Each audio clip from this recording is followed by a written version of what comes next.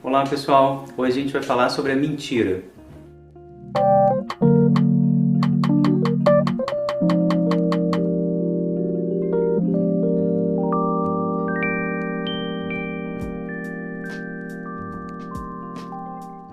Pessoal, a mentira é um tema muito importante na psicanálise, né? Na psicanálise de criança isso aparece, né? Muito frequente, né? Alguns textos e algumas teorias iniciais sobre o que é o mentir. Vou falar mais em livre associação aqui, não preparei um roteiro para esse vídeo, então queria que vocês comentassem, conversassem, o que vocês já encontraram aí sobre a mentira. Eu vou falar de algumas teorias que estão presentes mais no Freud, no Winnicott e também no Christopher Bollas. É o texto que eu mais vou comentar hoje, que está aqui A Sombra do Objeto, nesse livro editado pela Imago, um capítulo 10, que se chama O Mentiroso, que ele vai explicitar aqui um caso clínico dele e eu vou falar um pouquinho sobre ele agora.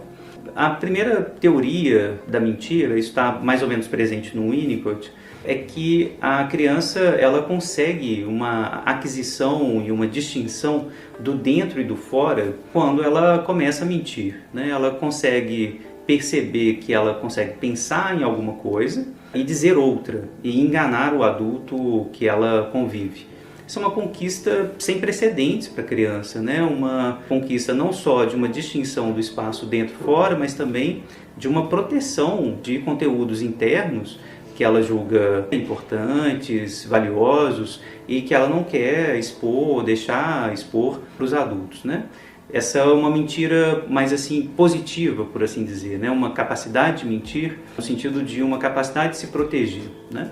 É claro, existe a mentira também que tem esse aspecto mais sádico, mais perverso, que caminharia para a perversão, que também está claramente ligado a um certo controle do adulto, né? Eu consigo enganar o adulto, eu consigo produzir um certo tipo de narrativa de tal maneira que eu controlo o adulto na direção que eu gostaria que ele fosse e não naquela direção que ele queria impor a mim. Então eu posso falar que eu estou com medo, né, à noite só para conseguir dormir na cama dos meus pais, né? Então é uma mentira que controla o ambiente, uma mentira que ainda está ligada ao sentimento de onipotência, alguma coisa que visa controlar o outro.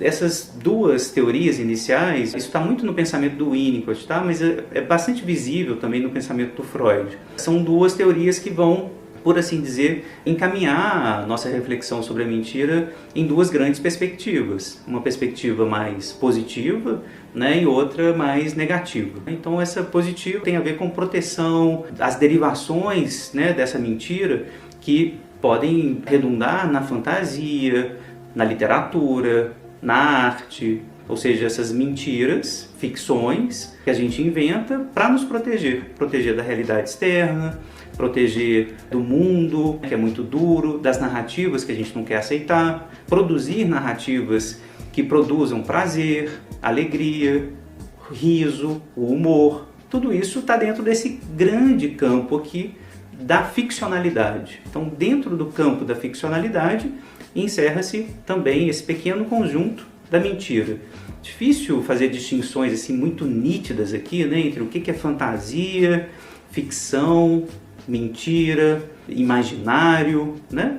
Mas tudo está mais ou menos dentro de um campo que tem uma certa positividade, que visa proteção desses conteúdos internos valiosos do sujeito. O que o Winnicott sempre vai articular ao verdadeiro self. Essa própria noção que vai aparecer na obra do Winnicott como um todo, né? Verdadeiro self, tem a ver com isso. O verdadeiro self é incomunicável, ele é o mais íntimo de todos nós, né? Ele nunca vai ser acessado pelo outro e por isso a gente vai ter que produzir um falso self. A gente entra no campo da mentira necessariamente, é um pressuposto, acho, na teoria do Winnicott, né? A proteção do verdadeiro self, ela implica num certo tipo de fabricação de mentiras sociais que não necessariamente caminham para a perversão, para um engano, para um controle onipotente do outro. Às vezes é uma mentira compartilhada, inclusive, uma mentira social, que todo mundo sabe que é mentirinha, mas que todo mundo aceita porque todo mundo está no mesmo campo. Essa é uma primeira versão, né? Eu acho que isso está muito presente nas teorias do Freud sobre a ficção, sobre a literatura, sobre o fantasiar. Textos fundamentais do Freud aqui, os Escritores Criativos e Devaneio.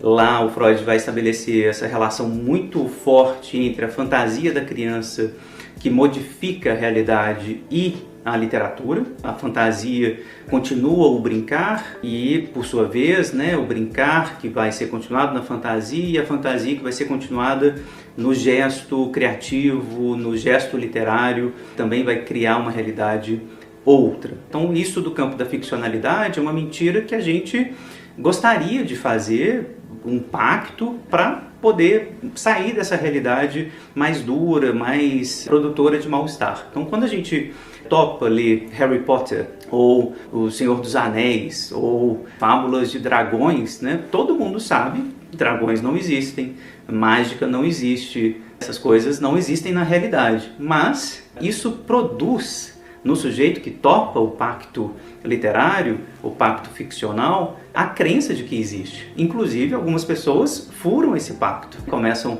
a comprar fantasia, a tentar fazer aula de magia, a tentar encontrar onde que vivem os dragões escondidos, viajam para Londres para tentar encontrar, né, a entrada ali do castelo de Hogwarts e daí por diante. Então, assim, essas consequências do pacto ficcional podem ser estudadas, inclusive, com relação a essas diferenças que a gente sempre interessa aqui em psicanálise, da realidade, de um lado, e a ficção do outro. Como que essas coisas se juntam, como que elas se separam, como que elas se relacionam, principalmente pelo atravessamento da fantasia.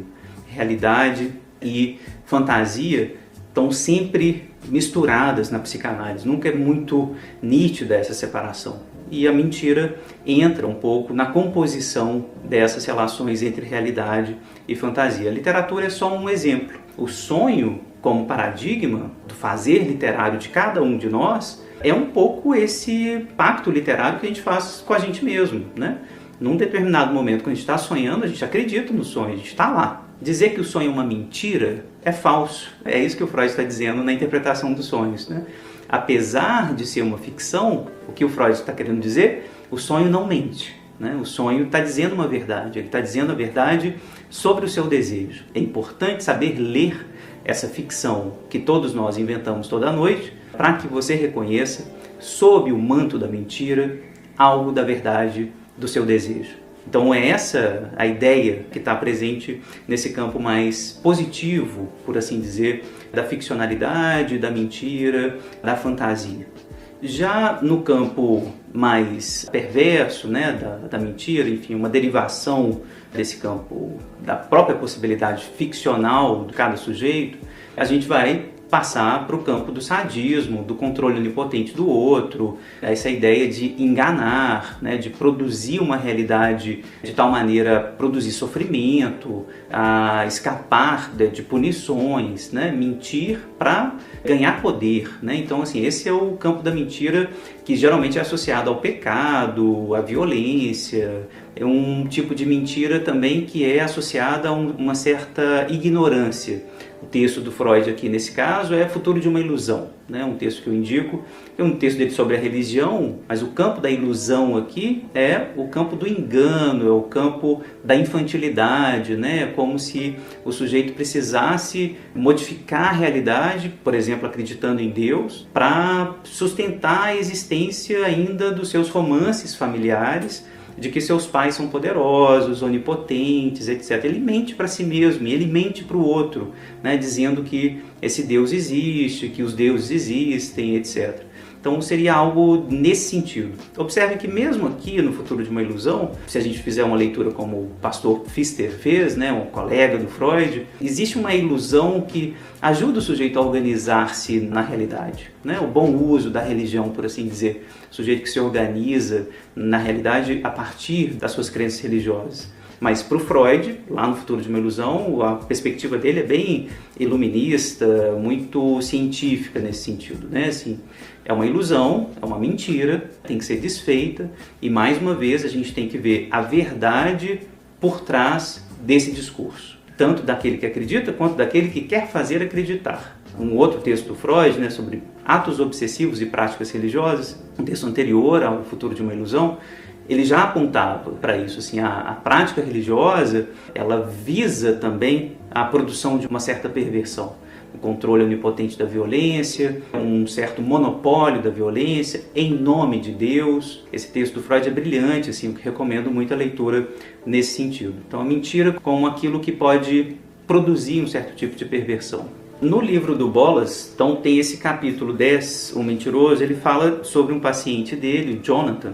Não vou entrar em detalhes aqui muito específicos, mas quero falar um pouquinho da teoria que está baseada, o Christopher Bolas, que é de uma mentira ligada mais à psicopatia. Então, assim, um mentiroso compulsivo mesmo, um mentiroso que inventa mentiras o tempo todo, né? E mentiras as mais absurdas e sem uma motivação para se proteger ou para proteger uma parte de si da qual ele tem vergonha. Mentira pelo prazer de mentir. Por exemplo, né, o Jonathan está trabalhando em vários lugares e aí ele começa a inventar uma história.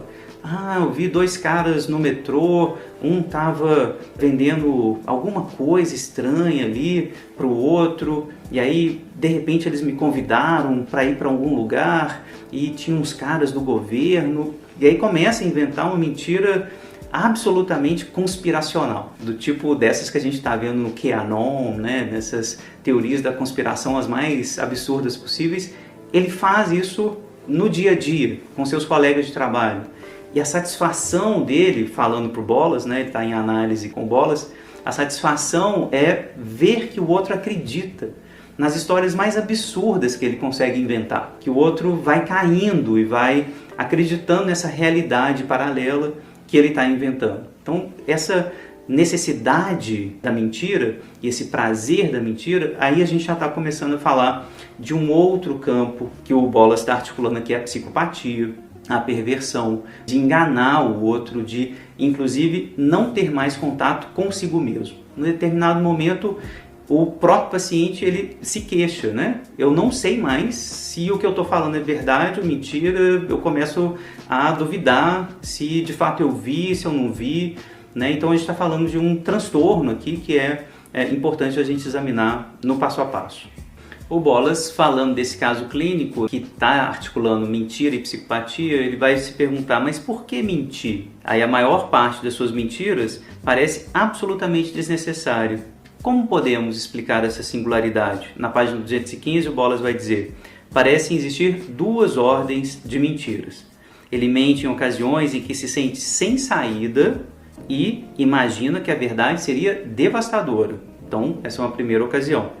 Na segunda ordem de mentira, aparentemente desnecessária, é acompanhada de um sentimento vivo de triunfo e confiança. Esse mentir é incessante, a pessoa mente várias vezes por dia, em algumas ocasiões as mentiras são muito complexas e alimentadas durante longos períodos. Então, é sobre esse segundo aspecto aqui da mentira que o Jonathan, né, esse paciente dele, está falando o tempo todo na análise, né, mas que também gera mal-estar no fundo, né, assim, mas por que eu minto, né, por que eu preciso mentir tanto?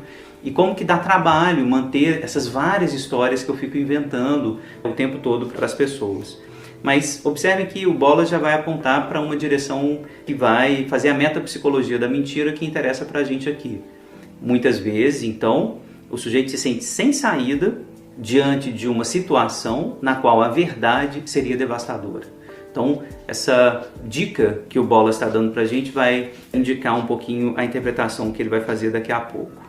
O Bolas nos lembra que a vida do Jonathan, no início, estava marcado por objetos que ficavam muito pouco tempo com ele. Objetos primários, né? O pai, a mãe, a babá. Então, esses objetos estavam muito marcados pela intermitência.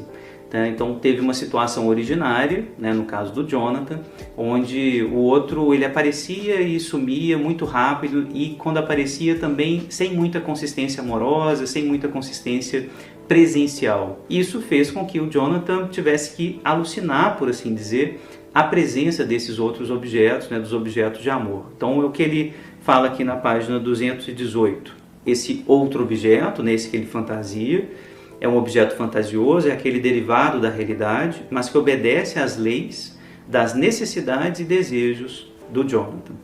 Essa segunda experiência do objeto, em particular, preenche os muitos espaços deixados pela ausência da experiência realmente vivida com os pais como objetos.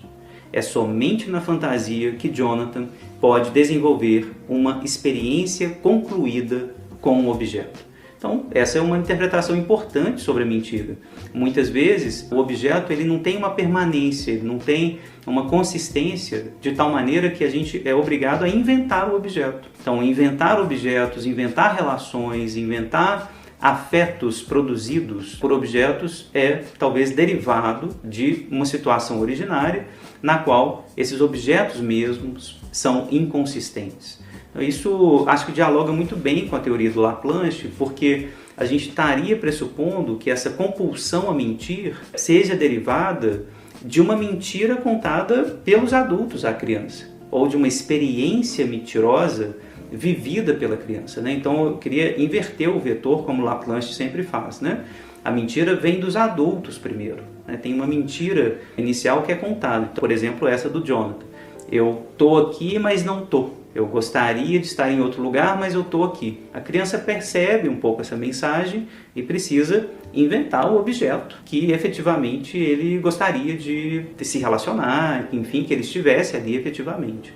O problema é que inventar esse objeto para controlar esse objeto real, presente efetivamente, é uma mentira. Ele pode sair do controle, por assim dizer, se esse objeto real, presencial, não marca efetivamente esse anteparo, né, da realidade para dizer, não, eu estou aqui, eu existo de forma consistente, você pode me destruir, né, eu vou sobreviver, enfim, toda essa teoria winnicottiana que está baseando o Christopher Bollas também. Você pode me destruir, eu vou resistir a isso, não vou retaliar, e aos pouquinhos você vai se dando conta da minha existência real. Se vocês não viram ainda o vídeo sobre o uso do objeto, né, eu falo sobre isso bem detalhadamente, sobre a importância, né, da criança poder destruir o objeto na fantasia, de tal maneira que o objeto real, o objeto objetivo, sobressaia finalmente, que ele ganhe consistência verdadeira. Se a gente fica no campo da ilusão de onipotência, caminhando para o sentimento de onipotência,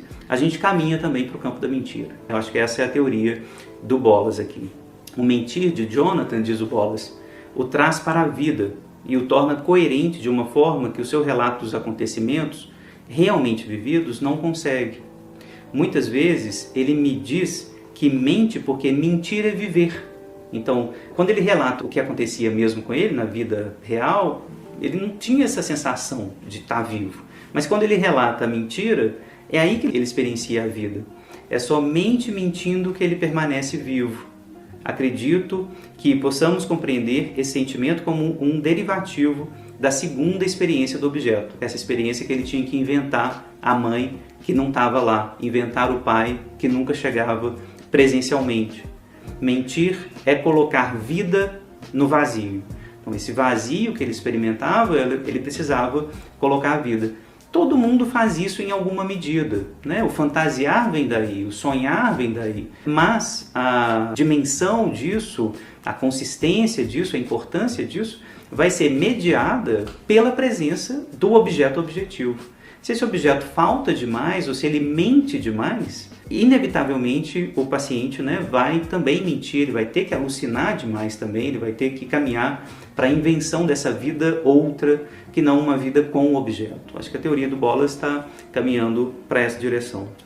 É somente na relação do mentiroso com o outro que podemos ver, penso eu, o traço da experiência original do objeto primário, daquele objeto real que deixou o pequeno bebê defender-se sozinho por meio do consolo compensador da fantasia. Então o bebê estava lá sozinho, tinha que inventar a sua realidade, e essa realidade inventada nunca encontrava o anteparo dos objetos objetivos. Portanto, essa realidade paralela é a realidade vivida e onde o bebê podia efetivamente viver e experimentar seus afetos, enfim, se sentir criando, né? Criando e encontrando o mundo a partir dessa invenção.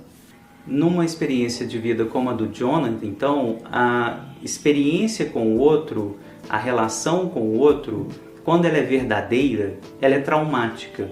Então, sempre que essa relação é atravessada pela verdade, pelo encontro, vem a ameaça do trauma, do abandono, do desaparecimento do outro, o outro não é consistente. Então, onde há verdade, há o traumático. E aí o Bolas faz uma interpretação aqui que é brilhante, nas páginas 221 e 222, que é dizer o seguinte, olha, quando o cara mente e essa produção da mentira causa a decepção no outro, de repente o outro percebe que era tudo uma mentira, esse outro percebe o que o Jonathan sentia enquanto bebê. Então, contra-transferencialmente, o Bolas está lá na análise e está sentindo isso, pô, será que eu acredito ou não acredito? Ele está me falando a verdade ou não está? Essa decepção, esse tipo de desconfiança, um tipo de raiva de que você está sendo enganado, era o que esse bebezinho Jonathan sentia diante dos seus pais. Então, é uma repetição do traumático. Mentir, enganar, fazer o outro se sentir tolo, enganado, decepcionado, abandonado, traído, enfim, a repetição do traumático invertendo os papéis da situação originária. O Jonathan estava nesse papel de tolo, um papel de traído, abandonado, e agora coloca o outro sistematicamente nesse lugar, porque não tolera esse lugar de traído, de abandonado, de tolo. Portanto, precisa mentir o tempo todo para se livrar desse traumático.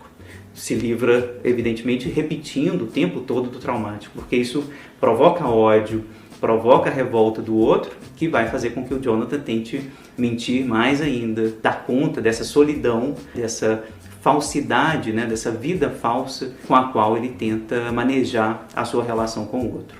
A mentira, então, diz o Bolas aqui na 222, não é somente a negação da realidade, é a recusa do trauma que pode se deflagrar em uma nova encenação desse trauma. Na verdade, o trauma que a mentira tenta desfazer está latente no próprio processo de mentir. É o trauma de uma realidade mediada que subitamente desaparece sem dar aviso ou notícia. A realidade mediada que some, essa realidade compartilhada, realidade transicional, essa realidade desaparece. Quando o mentiroso cria uma mentira para um outro, transfere a experiência que o bebê tem da função da mãe como mediadora e narradora de sua existência, uma vez que cada mentiroso cria, media e transforma o mundo para o outro. Então, essa é a tese do Bolas, uma tese brilhante. Então, a mentira, em alguma medida, vejam bem, eu insisto, inclusive do ponto de vista positivo, quando a gente cria uma ficção, quando a gente conta uma história bonita, quando a gente conta uma história de humor, a gente cria uma realidade para que o outro possa se inscrever, se organizar os seus afetos, etc. Mas se a gente faz isso compulsivamente para enganar, para deixar o outro em apuros, para abandoná-lo depois, para criar uma expectativa e depois destruir essa expectativa, a gente já está caminhando para a perversão. Mais uma vez, a dificuldade de distinguir esses campos da ficção e de uma mentira perversa, ligada à psicopatia, como o Bolas está descrevendo. Tem uma frase muito bonita do Bolas aqui na 227, que ele fala assim: o mentiroso mente com o objetivo de evitar que essa catástrofe impossível de ser fantasiada organize-se coerentemente em uma realização. Catástrofe impossível de ser fantasiada, que é a catástrofe do desamparo, do abandono, dessa criança que não foi acolhida, que não foi bem acolhida pelos seus pais, por pais presentes que pudessem, de alguma maneira, apresentar a realidade à criança, compartilhar essa realidade de tal maneira a produzir uma sensação de verdade, de um viver verdadeiro. Essa catástrofe é o que tenta ser, ao mesmo tempo, evitada pelo mentiroso, ele mente o tempo todo, nesse sentido, evitando uma relação mediada com o outro, mas ao mesmo tempo que ele tenta evitar, então, essa catástrofe, ele produz essa catástrofe o tempo todo, fazendo com que o outro, de repente, se dê conta de que era uma mentira, de que era algo que essa relação não existiu de fato, a relação era completamente mentirosa. Na página 229, o Bolas conclui o texto. Vamos ler essa conclusão que eu acho bem interessante para a gente fazer uma discussão mais ampliada, então, sobre a mentira. A loucura do mentiroso torna-se explícita, embora inconscientemente, naquele momento traumático, quando o outro descobre que o mundo apresentado a ele pelo mentiroso não é real. nesse momento de loucura, o outro revive a memória profundamente dissociada do mentiroso de estar sob os cuidados de seus traumatizantes objetos primários. Na realidade, estar com a mãe era experimentar uma dose excessiva e intensa de uma presença não mantida por tempo suficiente para evoluir transformacionalmente em uma realidade compartilhada e vivenciar também as ausências igualmente devastadoras que conferiram retrospectivamente à realidade objetiva da mãe uma quantidade de transitoriedade alucinatória. Então esse final é mais complexo, né? Essa última frase aqui, mas em resumo a criança diante de uma mãe que não está presente de forma satisfatória, a mãe suficientemente boa do Winnicott, que é uma mãe que apresenta a realidade num tempo adequado para o bebê e compartilha com esse bebê uma realidade que ela também acredita como verdadeira. Se essa mãe não faz essa tarefa, inevitavelmente a criança precisa alucinar uma outra parte da realidade para compor essa relação com o objeto que ele teme perder. Porque a mãe está ali, ela se apresenta, ela fica um pouco, o bebê tenta de alguma maneira se apropriar dessa mãe, controlar essa mãe, a ilusão de onipotência dele vai tentar fazer isso o tempo todo, mas essa mãe desaparece, ela some e vai deixar o que dentro do bebê? Né? Esses objetos maus, incontroláveis, e ele precisa colocar um anteparo e criar uma mãe que ele possa controlar, criar objetos que ele possa controlar. Então, a gente vai ter esse tipo de perspectiva aqui, nesse caso que o Bolas descreveu, mas, claro, a gente pode pensar nas múltiplas derivações da neurose. O que é a fantasia do neurótico, se não um pouco essa mentira, esse auto-engano que a gente cria para nós mesmos e para os outros? Então, essa discussão sobre a mentira ela é muito importante na psicanálise porque ela está falando de uma resposta ao traumático. Todo mundo vai ter que fantasiar um pouquinho. Um dos primeiros textos do Freud, mais uma indicação do Freud, se chama Lembranças Encobridoras. E nesse texto o Freud vai dizer, olha, o sujeito traz para a análise um tipo de memória que de repente ele descobre que não vivenciou. Ou seja, eu trago para a análise uma experiência de que, não, eu vivi isso, isso e isso, aí de repente eu me lembro e não, isso foi uma fantasia, não era realidade. Então Freud está falando de um mecanismo psíquico fundamental de que a gente inventa uma realidade, acredita nela como verdade, para dar conta de uma outra verdade que a gente não tolerava. Então, ou seja, essa discussão, ela está falando da psicopatia, né, em alguns casos mais graves, mas a gente pode fazer aqui um campo de matizes, de nuances, de tal maneira a perceber que existem sim nuances de mentira, né, que vão da fantasia neurótica, passando pelo uso perverso, chegando na alucinação psicótica mais grave, ser tomado mesmo pela mentira. Nesses matizes, e aí vou para uma discussão mais contemporânea agora, sobre o que tem acontecido sobre as fake news, sobre as teorias da conspiração. Sobre esse tema mais contemporâneo, gente, só um comentário aqui breve, mas queria que essa discussão sobre a mentira fosse trazido, né, assim, também para o campo político, porque a gente está vivendo elementos importantes, né, sobre a fake news, sobre a mentira, a teoria da conspiração na política, né, como que isso tem sido usado politicamente hoje de forma muito brutal e muito massificada por conta dos meios de comunicação online, né, das redes sociais, virtuais, como que isso tem atravessado muito rapidamente a vida das pessoas e é difícil distinguir a verdade da mentira nessas notícias falsas que vão se espalhando. A gente viu nas eleições aqui no Brasil como que o uso dessas fake news foram fundamentais, né, para o jogo eleitoral. Mentiras que iam desde o PT estar articulando um certo tipo de educação sexual nas escolas, enfim, mentiras que eram absurdamente mentirosas, mas que, no entanto, havia uma certa adesão. O mais curioso para mim dessa história era como que muita gente acreditava. Diferentemente, por exemplo, de uma ficção do cinema, né? Quando a gente acredita no Batman, ou acredita no Superman, né? A gente vai para o cinema e quer, enfim, se divertir com isso, e a gente faz um pacto ali ficcional, e por algum momento a gente acredita que um homem pode voar, ou soltar laser, etc. Nas eleições, a gente tem a impressão de que essas mentiras, narradas de uma certa perspectiva, não estabelecem elementos de crítica. Então a gente fala coisas absurdas do tipo: os holandeses masturbam suas crianças. Que, enfim, uma ministra de Estado disse isso numa igreja, publicamente. E não tem a menor questão de, não, mas tem alguma coisa errada, né? Um país como a Holanda propôs esse tipo de prática, né? É como se a mentira fosse um tipo de discurso aparentemente inexistente. É curioso, né? As fake news, por mais mentirosas que sejam, da Terra plana aos holandeses masturbatórios, passando pela cloroquina, essas fake news parecem não fazer distinção entre verdade e mentira.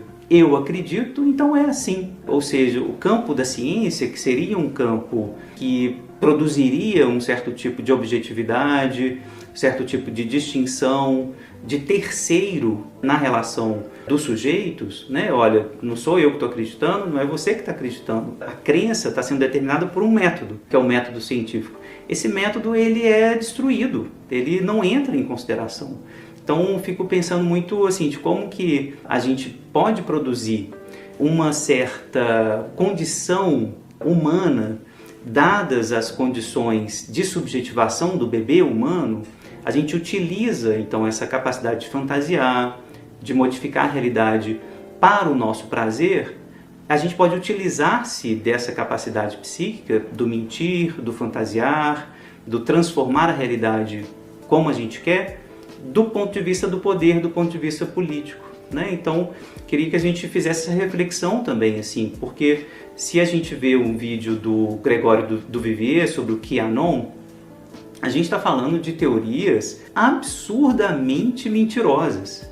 No entanto, existe adesão mesmo de algumas pessoas a esse tipo de teoria. Vou colocar o link do vídeo aqui do Gregório. Eu achei super interessante assim, de como, não a teoria em si, né? Porque existem ficções muito melhores, mas de como as pessoas podem acreditar nisso e levar isso a ponto de estabelecer eleições, de favorecer determinadas candidaturas a outras. E eu acho que o Freud tem razão lá atrás, né, de fazer uma articulação muito forte entre religião e mentira. Muitas e muitas vezes a gente está vendo essa articulação aqui no Brasil, né? Um grupo religioso muito forte, ligado principalmente ao protestantismo aqui no Brasil, né, articulando esse tipo de mentira, né? Comunismo e pedofilia, as crianças sendo exploradas, né? E daí por diante. Sendo que, recentemente, né, a gente encontra, por exemplo, esse caso da Flor de Lis, né, cujas suspeitas são bastante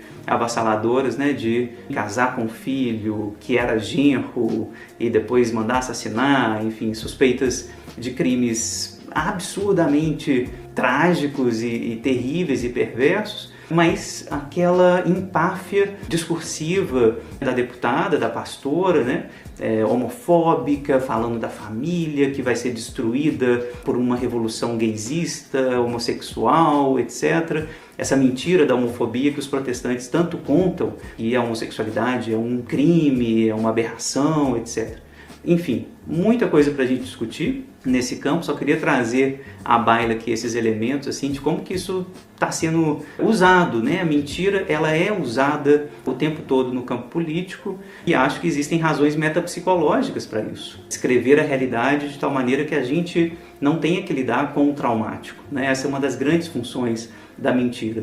Se isso é bom do ponto de vista literário, do cinema, da literatura, né, da ficção, né, ajuda a gente a conviver, a viver melhor, né, um alento para debelar um pouco o mal-estar da vida. Por outro lado, essa produção incessante de mentiras, como se fossem verdades, teorias conspiratórias, tem nos levado à ruína social. Isso é um problema grave, a gente precisa reparar e recolocar os nossos lugares de verdade. Quais são os nossos reguladores discursivos da verdade? E, claro, minha sugestão com Freud é pensar a ciência como esse grande regulador. A gente precisa restabelecer uma educação científica como política pública, ensinar as crianças a entenderem o que é ciência, entenderem o que é produção de hipóteses verdadeiras, hipóteses plausíveis a partir do método científico. Então, enfim, eu acho que essa educação científica está faltando muito, e a gente fica, claro, com os grandes discursos, né? A religião, principalmente, como índice de verdade. E aí tudo fica muito, muito complicado. Enfim, são indicações iniciais para uma conversa. Queria que vocês comentassem, se inscrevam no canal, não façam isso de mentira, se inscrevam de verdade, comentem, compartilhem, me digam aí o que vocês acharam. Até a próxima.